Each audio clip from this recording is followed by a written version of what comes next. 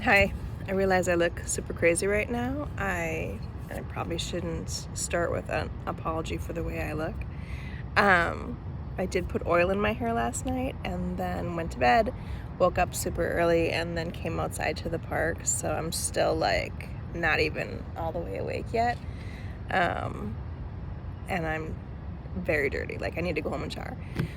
But I wanted to get outside. I wanted to come and just start like morning walks again.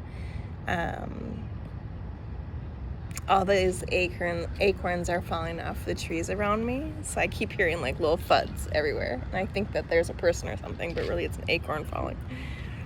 But anyway, I've been wanting to give an update because my dad did die about, I don't know, not quite a month ago, over 3 weeks ago. And I've been wanting to like do a video about that really quick. See, here's an acorn falling. Because I kind of liked how I did that last video about him. It helps me like to remember the details before I forget them. I clearly thought I would look better when I recorded this video about him dying though, but that is irrelevant. So anyways, so to recap, my dad had changed memory care facilities. The very first night he was at the new memory care facility, he fell, I think from the stress of the move alone. Like he was confused, like, where am I?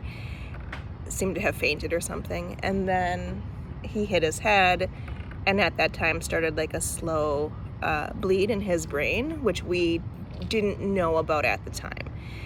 He had gone to the doctor. They had said, if you're not going to, due to his age and, condition and everything, if you're not going to give him brain surgery, then don't test to see if he is bleeding in his brain. Like, let's just do a hospice referral.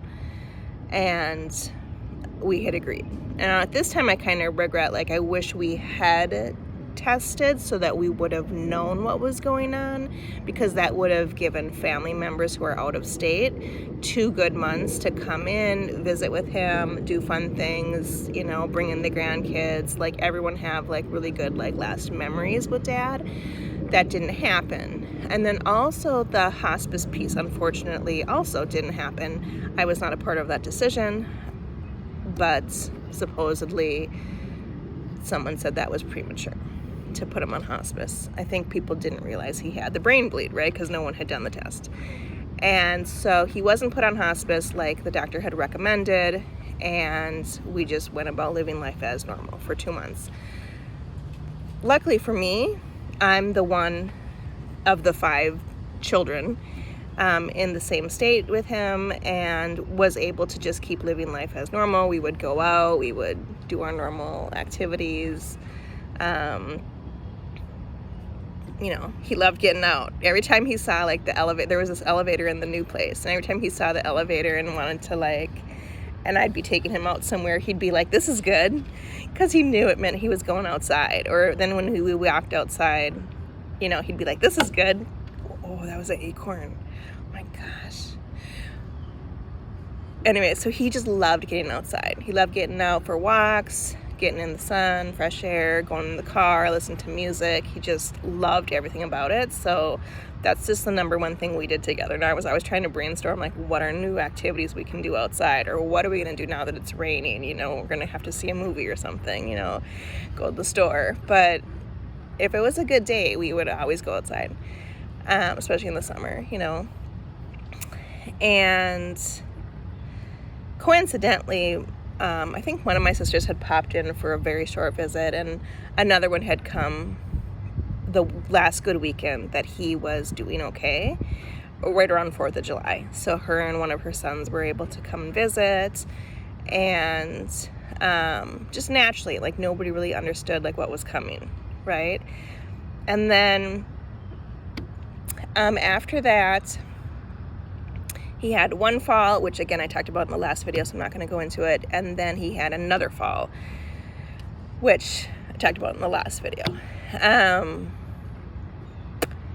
And that third fall, then he ended up not leaving the hospital, right? So there was discussion about should we not move him finally onto hospice, which didn't happen.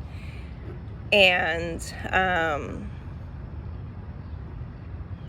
all of this. So now to talk about his actual death, which is the point of this, the literal day of his death, it seemed so remarkable. I kept referring to it as the best death ever. So much happened that was just, I couldn't even believe it, that I'm I need to record this before I forget all the details, right? Or remember it wrong. Over time your memories sort of shift.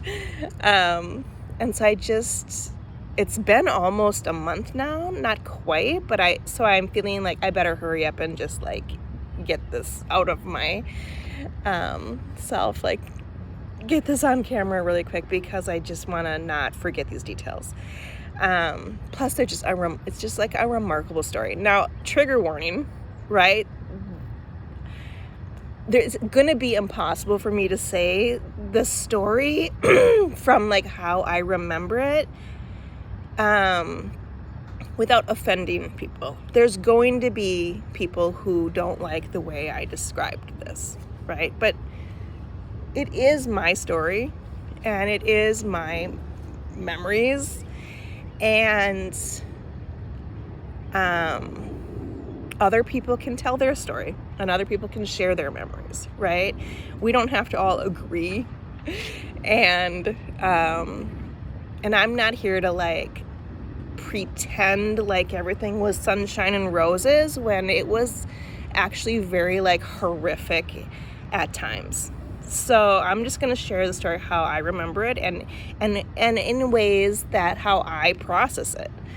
I might think of something and bring in my faith to understand it, and other people who aren't of that faith might look at that and think I'm a crazy person, right? Or there had been a lot of discord in our family for, I don't even know, years, due to his cares, and that was traumatizing and toxic and is still not resolved. And it's okay to talk about. It's a reality that happens in some families. Now, if you're a family where everyone's super healthy and there's none of that drama, then it feels really yucky. You might think, oh, she's the problem because she's talking about it, or you might think, oh, she's struggling with not forgiving people because this problem is still occurring. And that's not true, right? It doesn't mean I haven't forgiven. It doesn't mean that I'm the cause. It's just sometimes the messenger, don't shoot the messenger, right? I can only relay the stories that happen in my life the way that I understand the stories that are going on in my life. So people are going to react to this, and that's okay. It's still how my dad died. And so, anyway, so he had been in the hospital he had gone in, I believe, a Wednesday to the ER. We were in the ER all day at 7 a.m. I don't know, 8 a.m., 9 p.m. It was just an entire day. And then he got admitted to the hospital, and then he was there Wednesday, Thursday, Friday, Saturday, Sunday, Monday, Tuesday, Wednesday, Thursday, Friday. 10 days, right? He died on that following then Friday. And of course, because they know he's got the brain bleed, and it's at this point worse from the subsequent falls, he's not there to have surgery and have treatment. He's there to die. So they're doing the process of and I'm opposed to this. I don't agree with this approach. Kind of with pets, where you euthanize them. Where they start these series of like meds, which, yeah, they might help you not have some pain, but they're also killing you.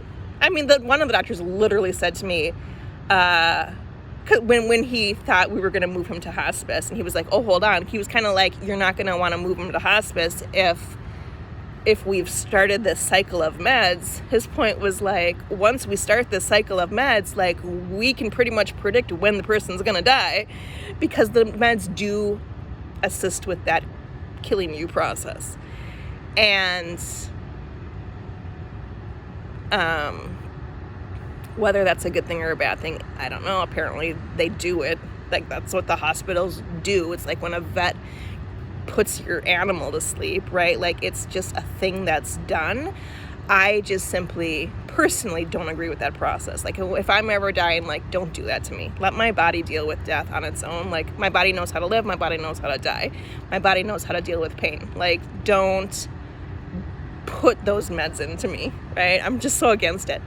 But other people love meds. Other people love administering meds and doing the approach. And if the doctor says we're going to do these meds because this is what we do, then they fully support that process, right? And that's also fine. I'm not a doctor. But anyway, so he's on these meds, which are probably keeping him somewhat not agitated, right? He's not going to like pull out his catheter or something. And they're keeping him semi-asleep-ish, and yet he can still hear us. He's still alert-ish, in the beginning. And then at the end, they're, in essence, killing him. It's traumatic how these meds work. But so, because the doctors don't word it that way, like, if you'll say to them those questions about, like, the meds killing you, like, the doctors will say, like he said to us, the actual death, the moment of death, is not necessarily from the meds. That they've done studies, and like the moment of death is, it's almost like the person can choose it or something. Like, he's like explaining, like, sometimes people will leave the room and then the person dies, or sometimes people will come into the room and then the person dies, or it's always like, it seems to be like the literal moment of death is not just these meds. There's something else going on there, right? Whether it's God or just the human connections or whatever, there's more to it, was the doctor's point. But also, yes, these meds are assisting with the dying process up until that very last minute. And because he said, the doctor was like, it's kind of counterintuitive, because it's like they are killing you, and yet the actual moment of death it's something else, right?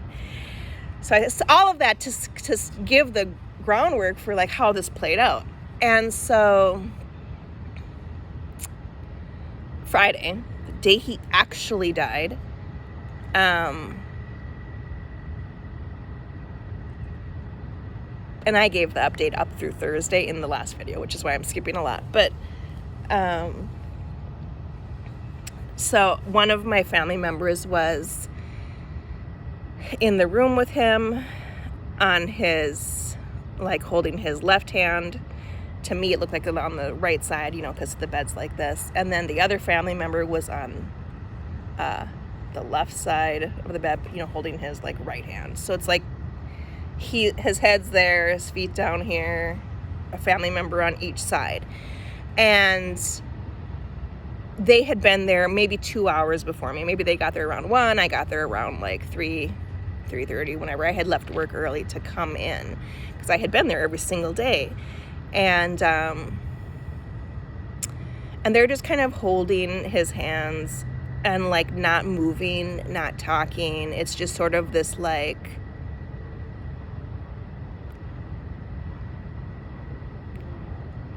I call it the death grip of control. It was just like, but there's a history of some extremely controlling and extremely toxic behavior in our family.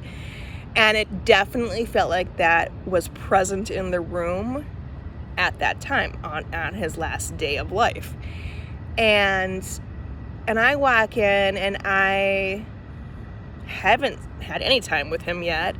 And we don't know, is he dying today? Is he dying in a week? Like, we don't really understand the timeline in the same way that the doctors do.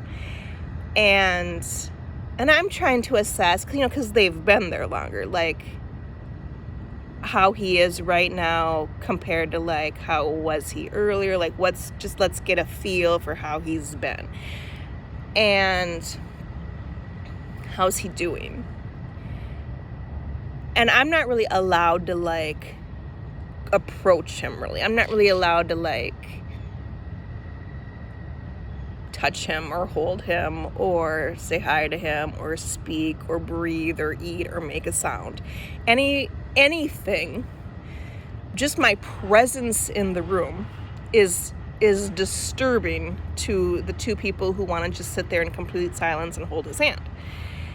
And I'm not trying to come in and, like, disturb their peace. At the same time, it wasn't peace in the room. It was death grip of control is how it felt like to me.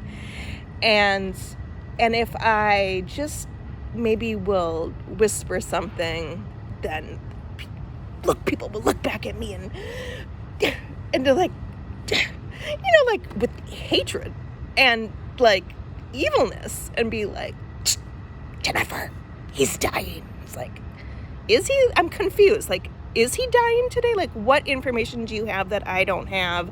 And why are you being so mean? Like, I just came to see Dad, and we've had other times in the hospital where it has been lovely together as a family. And now why today are people just so, like, unwelcoming? And so I'm just sitting in the back of the room in this chair, just like, I have nothing to do but, like, well, let me get out my phone. Like, I'm just gonna scroll on my phone, and, like, it's horrific because I can't, like, I'm not allowed to, like, anything. Any movement I make is just the reactions are so mean towards me, just being there, trying to visit with my father in the same way that they are. So I leave, right? And I go in the hallway and I'm talking to my sister or whatever, doing whatever. And I'm just taking a break. Like, it's yucky in there for some reason. I don't know why. And then I think I go back in at some point and I say, I'm not trying to, like, disturb you or take away your time with Dad, but, I also don't want to feel like I can't visit with my own father. Like, can I get a minute with him?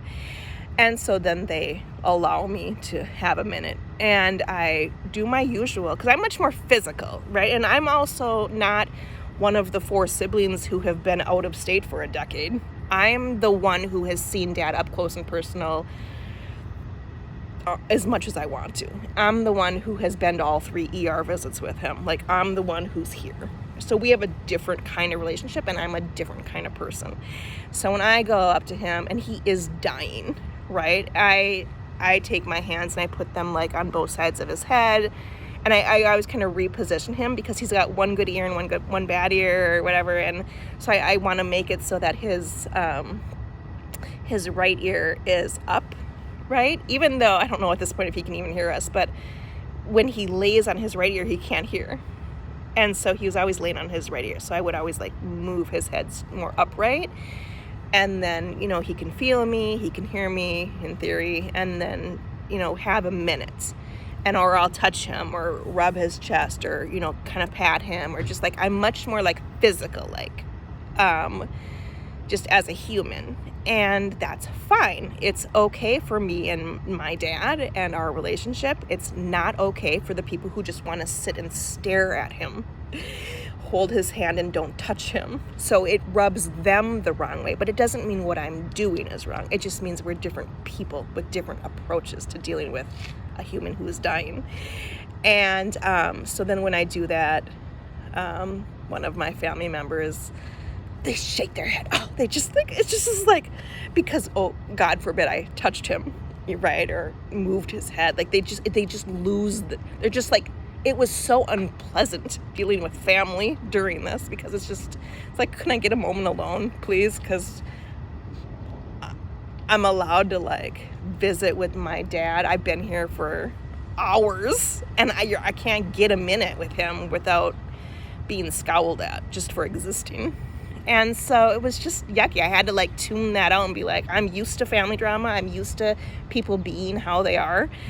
I still want to see Dad right now. I want to see Dad for a minute, get my 5 minutes in, right? And then I had a minute, and he was significantly worse. That's why I was so curious, like, well, how was he earlier? Because I'm trying to assess how much of this is just his natural body degrading or dying, and how much of this is the meds killing him. And the nurse at one point then had come in, and she said she was giving him, they were taking him off of this one drug, and they were giving him a double dose of this other drug. Now, I thought that was going to be better for him, because it didn't seem like he was reacting well to that prior med. And the double dose one, he had been on before and everything seemed fine, but it was the double dose, which I wasn't picking up on. That was the one that was going to off him. But the nurse was very honest about it. We were giving him a double dose of the whatever, and I was like, okay. And then instantly he started having like really just like, he was so uncomfortable, and he was breathing so crazy, and I didn't know at the time until I felt it, but his heart was beating just so fast. But it was more like, because this time I was back on the other end of the room again, right? Having my like alone time. I'm like relinquished, like the people were still like holding his hands and staring at him. And I was watching from the other side of the room. And I started texting my sister, who's out of state, and telling her like, hey, this is what's going on. Because it was kind of clear, like, maybe he is going to die. Like, seems like maybe he's dying now. Like, something's going on. Maybe you should be thinking about him, like, right now, FYI. Like, something has changed with this double dose of this med. He is now breathing, like, super uncomfortable. And at some point, I did go and put my hand on his chest, and his heart was beating so fast. It was, like, the fastest beating. It's almost like your heart's going to beat so fast after that, it's going to stop. It's going to stop your heart because you have exhausted it, right? And meanwhile, he's also not drinking. They're not giving him IV fluids for this 10 days in the hospital. They're dehydrating him, which is part of the process of the dying. You want to be dehydrated when you die, so you don't get that fluid in your lungs and stuff. But so when they're giving him these meds, it's hard for his body to process it. It's not like you're processing the meds on a fully hydrated body. You're processing these meds on a dehydrated body.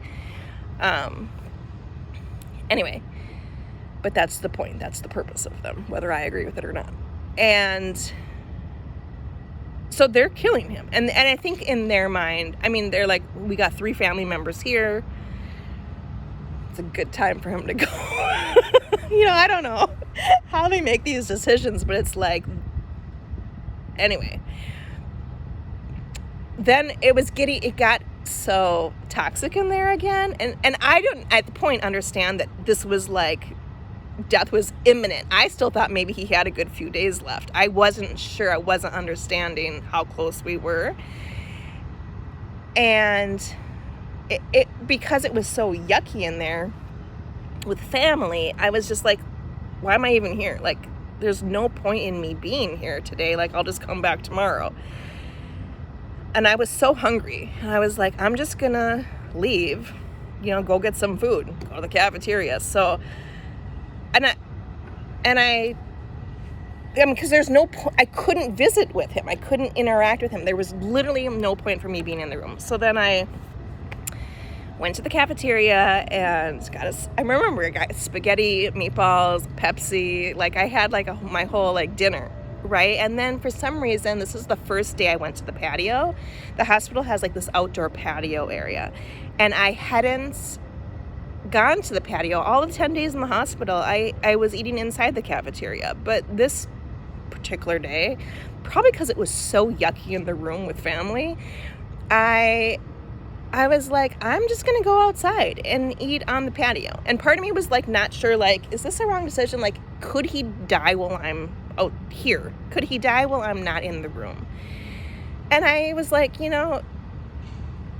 at least he's not alone. Like, that was always my fear. He would die alone in the hospital if we didn't move him to hospice, like, closer, But I was like, he's got the 2 people in there. It's not like he's going to die alone. If he were to die while I'm, God forbid, in the cafeteria, like, he's not alone. And I was just at peace with that. And I just thought, spiritually, I wanted to be with my sister, who has been such a support through all of this. And she's not able to come be with Dad. She has to, like, go through this alone remotely because she's out of state, and her own child at the time was also in the hospital. So they're in the hospital with her and her son at the same time my dad's in the hospital, out in a different state. And I was like, I just wanted to, like, be with her, and, like, we could both be with Dad, like, remotely and spiritually, and, like, not in the room. She can't be in the room, and I don't need to be in the room. Like, let's just be with Dad away from the room right now. And sorry, this is getting so long. I really didn't mean for this to be so long. But I'm not even getting to the good part yet. But so, and I was texting her, and I told her, it feels like this, and I don't know if I used the term death grip of control, but I just said it. I said it really feels like we need, like, something like can we just pray for a strong Holy Spirit presence in that room? Like, it's just, and there was some worship song about the Holy Spirit that I had sent on YouTube, and I had texted it to her, and we were just, like, having time with Dad alone. And then I was eating my spaghetti and meatballs and Pepsi, and then a bird, like, kind of caught my attention, and it kind of felt spiritual in a way, like, that I, like, just noticed this bird, and then I noticed all these other birds, and started taking videos of these birds on the patio, like, so I have, like, a video of it. And my sister at one point, she was like, you need to go back into the room. And she was trying to, like, motivate me, and she was like, you're so, I don't remember how she said it. I don't know. In essence, like, go back with the Spirit, like the Holy Spirit, like, go back with that, like, strong, centered, calm, just peaceful energy with you. Like, walk in that energy as you're going back there. Like, don't be distracted by this, like, toxic vibe in the room, but go back. And I was texting her, and I was like, oh, well, I'll go back at 6. And I think finally at 6:05 was our last text, and finally I was like, okay, I should go back. There was, like, this sense of, like, I should go back, right? But more from her. She was like, you should go back. And then I'm glad she said that. I probably would have stayed longer. And then I was in the hallway. I remember walking. Okay, now we're getting to the good parts, because the next, like, 10 minutes goes, like, it's so much happened. But so I'm just walking the hallway, and it's kind of like a long little windy, like, hallway path back to his room. Like, it's a big hospital. It's a big level 1 trauma hospital, and it's not a hop, skip, and a jump to the cafeteria. And so I'm going through all the different, like, sections of the hospital, and at one point when I'm closest, I think I'm in his, at least, area, sort of, I noticed this clock, and the clock says 6:10 on it. And randomly, for no reason at all, because I'm still thinking at this point he's got a few days left, I think to myself, or is the Holy Spirit or something, and I just think, and how random to think this, like, wouldn't that be great? And I just thought, because my birthday is June 18th, so I always like the number 6:18, like the time in the morning 6:18, the time in the evening 6:18. And so then I just think to myself at 6:10, when I look at the clock, I think, wouldn't that be great if Dad died at 6:18 p.m.? Like, wouldn't that be great if Dad died at 6:18? And it was such a random thought. Like, I didn't actually want him to die in the next 8 minutes. Like, who would have thought that would have been what happened, right? I just had the thought and didn't think anything else of it, and just went on with life, and then walked the rest of the way to his room. Now this time when I walk in his room, there's more of a loving energy, more of a welcoming energy. They probably thought I went home because they were being so mean. Like I think they probably realized how yucky they were being toward me.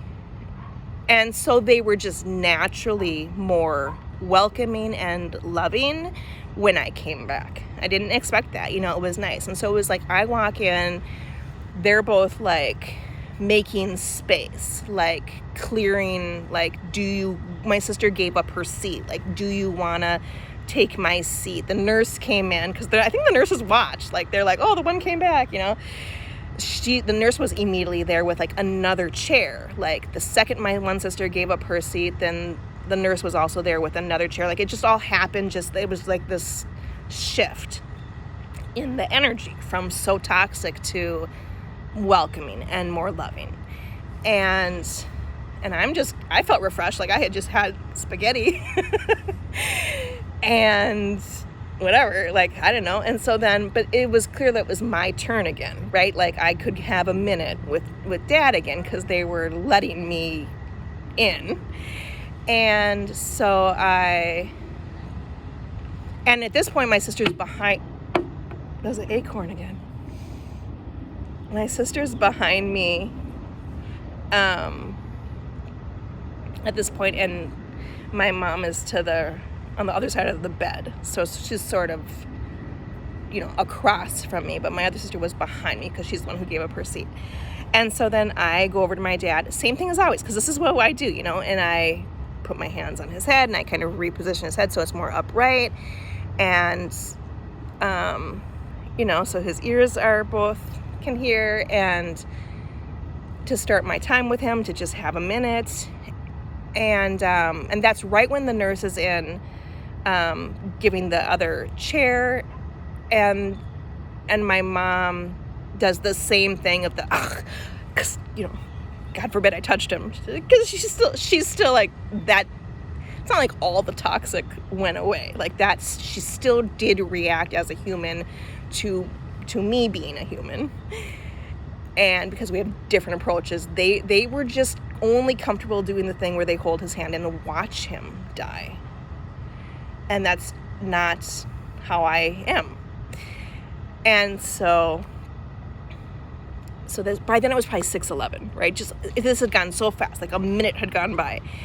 And then pretty much right then, like I just started holding him, and like the nurse had probably just left, like it was like all right then it was like boom, he starts dying. Like he starts like literally, I don't know what it was first, if it was like he had stopped breathing. I don't remember like the details of like how we knew, but it was just like, it was so obvious he was dying, like instantly right now in my hands while I'm holding him, he's now dying.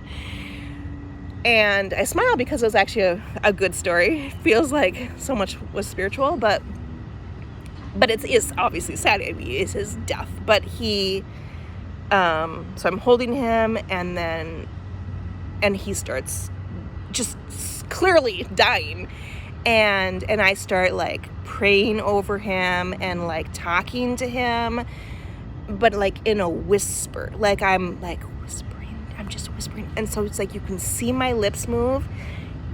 Like if I was going like this, like you can see my lips moving, but you can't, the family, cause it's just so toxic. I didn't feel comfortable. Like, you know, it was like, he probably can't hear me. And the family probably can't hear me regardless how close they are, because I'm whispering, but I didn't stop moving my lips. Like I was praying / talking to him, asking him questions, telling him things, motivating him.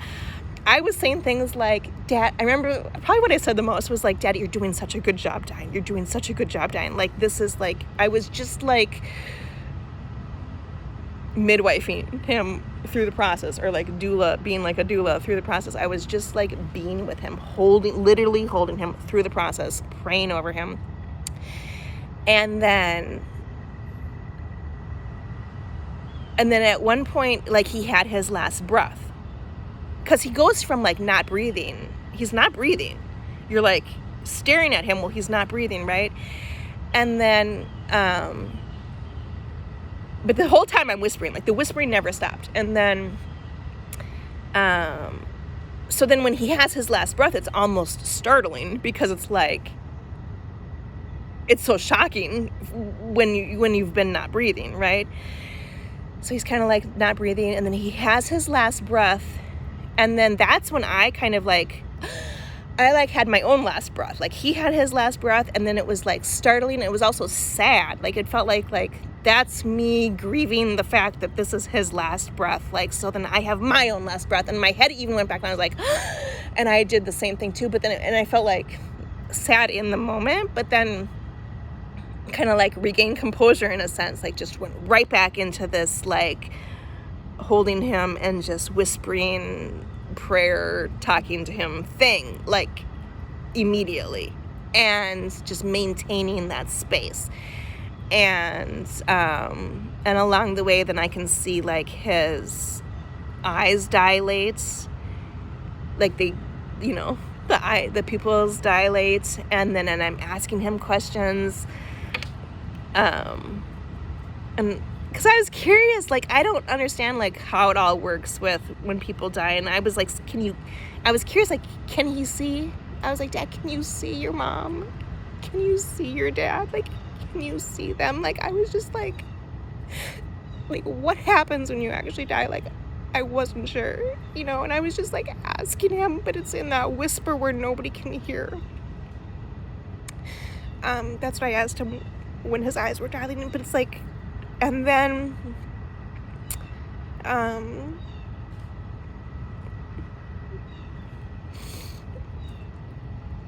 then at some point, then he, like, closes his eyes. Because, you know, sometimes people die and they're, like, their eyes are open, and then you have to, like, close their eyes for them.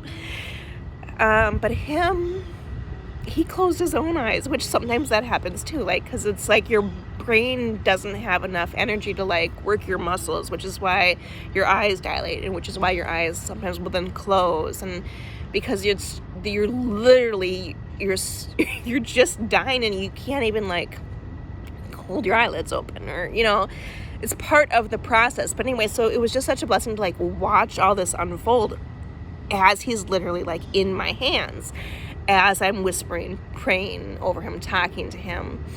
I was like, Jesus, be with him. And just, like, this combination of, like, talking to him and praying over him at the same time. But anyway, I was so glad I got to be there. I was so glad I got to, like, be the one up close and touching him. I'm glad I wasn't at the other end of the room, banished to the chair, right? I'm so glad I got to be the one with him. And I'm glad it was a scenario where, kind of like the doctor said, sometimes people die when the person goes, sometimes people die when the person comes back. That played out. He died the second I came back from the cafeteria. Not the 5 some hours that the people were just staring at him holding his hand, right? Like, it was kind of sweet, like, kind of nice to be the one where I'm like, it just felt good, you know, because I have been the one here with him constantly, and it just felt so fitting and right. Like, I don't know if maybe he could then relax then, right? Because my mom, they're not married. They've been divorced for 30 some years. I mean, that's the ex-wife. I mean, people get divorced for a reason. They've had 30 some years of being divorced. So it's not like, oh, it's the loving current wife, right? He has a different current partner who he's been with. She unfortunately wasn't able to be there right at that moment, but it's not. So just to give context, it's like that's the ex-wife of many decades, not the current wife. She's still her mother. They obviously still have a relationship, but that's not his current partner.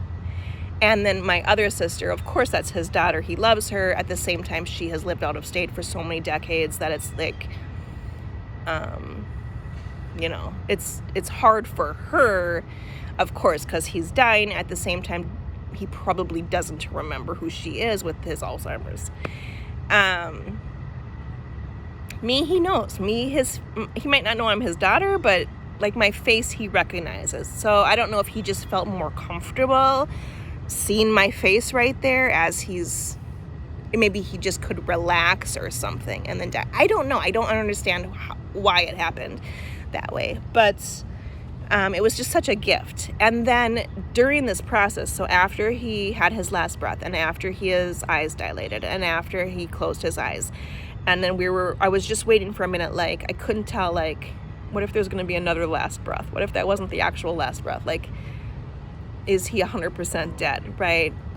And he's still not breathing. And it was kind of clear, like, okay, he's dead now. Like, this is done, right? And then I look at the clock and it's like 6:18, like 6:18 and a half. I was like, oh my God, I just didn't expect that when I looked at the clock at 6:10 and said, wouldn't that be great if Dad died at 6:18? I didn't expect he would actually die at 6:18 in my hands. Like, who would have thought? It was like miraculous. So then I went out on my birthday, no less, June 18th. And not just mine, my brother, we're twins, so it's like his too. And so then I went out and I told the nurse, I'm like, my dad just died, and they were going to notify the doctor, and like the doctor came in, the doctor was teary. Like, the doctor looked like he was gonna cry. Like, there was something so miraculous about this death, where even the doctor was emotional. It was beautiful. And then I didn't want to like hang out with the dead body, because I was like, at this point I'm like, Dad's dead. Like, I don't want to have dead body memories. Like, I want to have alive dad memories, or even the dying process memories, because that's still Dad alive as he's dying. But I don't want to have like staring at a dead body memory. Because to me, I'm like, who cares about the dead body? And so then I was in the hallway. I was calling, like, texting, like the kids and letting them know, and out-of-state relatives, and calling my one sister, and I told her all about it. And I think the nurses and the doctors could hear me, because I went way down to the other end of the hallway to try to have some privacy. I think I accidentally ended up at the part of the hallway where the doctors and nurses kind of have this hangout area where they do whatever they do down there. And I think I was saying all of this out loud to my sister, where they could actually hear me without me understanding that at the time, which might have been why the doctor came in and he was emotional, because he probably heard me talking about it to my sister. And then the other nurse was out there. And then what I liked about this interaction with this nurse, and she was the one who did administer the double dose of that med that pretty much offed him, but she instinctively called me Jen, which I appreciated. And then she corrected herself and she was like, oh, Jenny, because my family calls me Jenny. Now, because of the toxic nature of the relationships in our family, I don't let people call me Jenny. My family calls me Jenny, but a lot of those relationships are very yucky. And so I have bad association with that name, Jenny. I'm Jenny to them, but that helps me it helps me have a boundary between who I really am and how they treat me, because they keep calling me Jenny, and I'm like, there is no Jenny here. The person who you are talking at or being this way to doesn't even exist.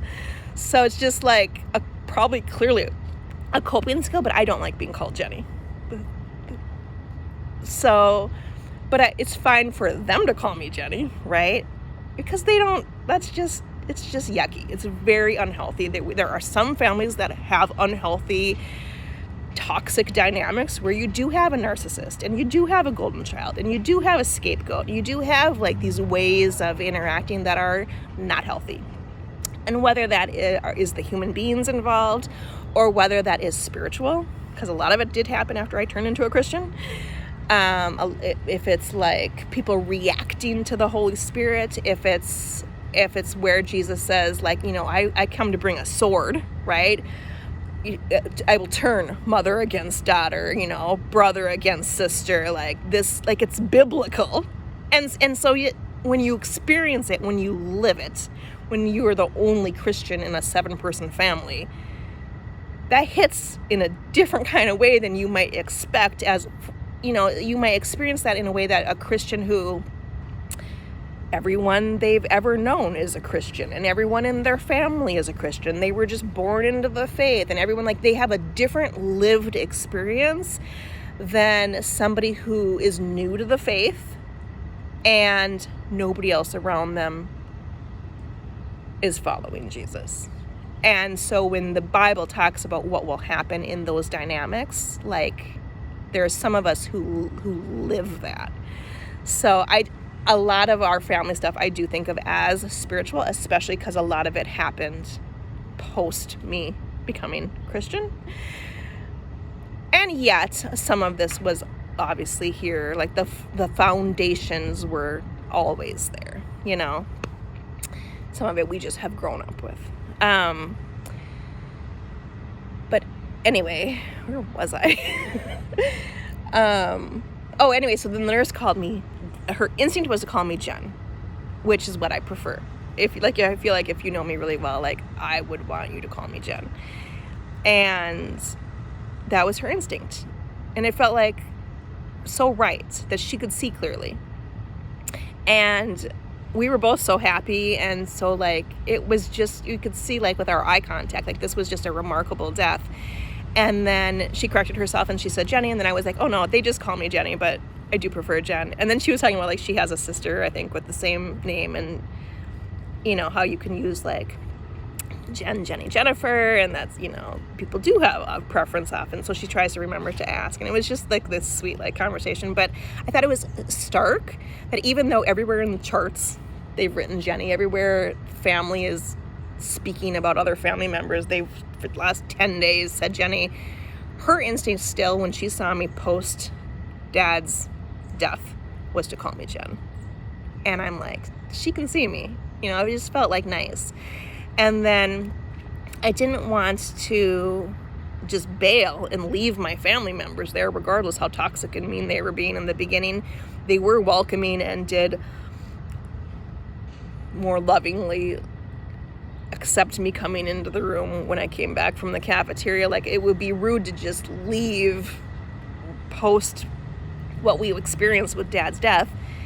And finally they did eventually come out, and we all could interact for a minute, and we were just, like, talking, like, it wasn't just the best death ever. Like, we were all just looked so, like, people were happy. It wasn't like we were all just, like, crying or, you know, sad. It was a very, like, upbeat, amazed at life and death energy of just this joy of, like, peace, of what a good way to go. You know, what a good death that was. It was an amazing death, best death ever. And then we ended up, like, I think at one point my sister had thanked me, because even though they were so, for the most of the time there, being so unwelcoming and not allowing me a minute to, like, move a muscle in the room, or, you know, still when we had that 7 minutes from 6:11 to 6:18 of, like, me holding Dad and, like, whispering over him and praying over him, and he was actively dying, even during that process, I made space. My sister, because she was behind me, there was a part of me that was like, she can't see. So I kind of leaned over as I was doing that with Dad, so she could see what was going on. Like, I was being loving even through that process toward her. And so then I think at one point when we were talking afterwards, she said, you know, thank you for doing that. Like, at first I couldn't see, and then I could. And so she could see then when, like, he closed. Shoot, that video got cut off with my alarm. That means I got to go back to work. And I have to edit this video now because I got to clip the two pieces together. But anyway, so then she could see then when I had moved over, and she had thanked me for that. And then we left. We stopped in the spiritual center to like just do a prayer. You can write these prayers on the wall for people, and I wanted to like put a prayer on the wall for my other sister whose son was in the hospital, and we just had hugs and said goodbye, and everyone just went home. And then there's more that happened when I was at home laying on the hammock afterwards, which will have to be clearly in another video. This is far too long. But that was the story of my dad's death. The total, but just best death ever is what it felt like. And it was remarkable. I didn't expect to like call the time in advance, but it was just also such a blessing to be able to be there and be with him actively through it, almost like helping someone deliver a baby, right? But suffer this is like, but dying. And it just felt so right and so good in those ways. So even if the meds assisted with killing him, which I'm not a fan of, it still did feel like the doctor said that in a sense, whether it was God or dad or whatever, like that was meant to be that he died at that time of 6/18 in that way. Right after I came back from the cafeteria, like it was just like, there is that remarkable piece where there is obviously something else where it's not just the meds that are killing you. So I'm just so thankful how that played out. It was just so nice in that way. But I gotta go back to my home and start eventually working. And I can talk about what happens at home on the hammock later. Have a good day.